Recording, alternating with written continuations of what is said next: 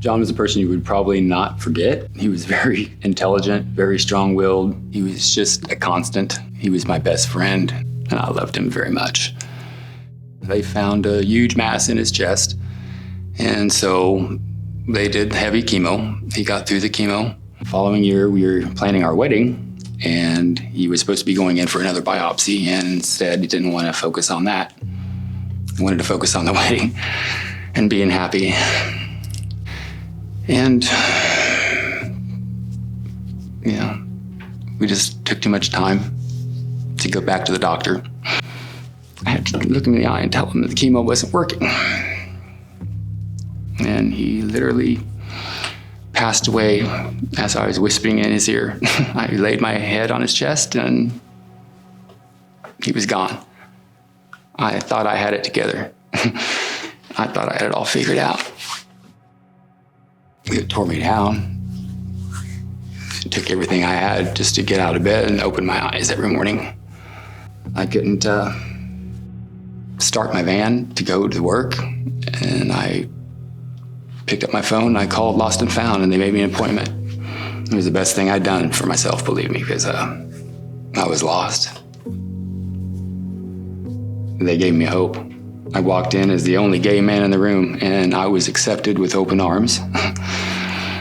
And no one was shocked or gave me any big gasps of shock whenever I said, "My husband, John." Everything you're feeling is valid. Every emotion, every tear, every scream, every temper tantrum, it's all warranted, and it's okay. You're not crazy. You're just lost. We're hurting. There is another side to it, but you gotta lean into it.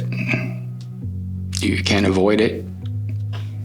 You can't act like it didn't happen and run from it. You have to face it. You're alone. I was alone for the first time in my life after years.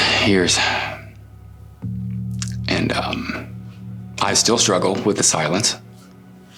It's deafening, but I've gotten used to it. I've learned to cope with it.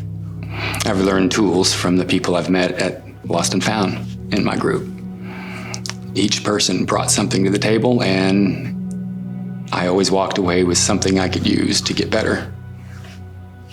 I'm going to leave myself open for new experiences, and I have to do it alone now. So I'm trying to judge my life and base my life on what's gonna make me happy and what am I not gonna regret. I'm not gonna regret spending time with my family and my children. I will not regret being away from my shop to experience that with them. What's more important? Money or family? Or happiness? When I hear the word hope, I think don't give up, because there is a brighter side. People come from the deepest of despairs and can come out the other side as long as they don't give up.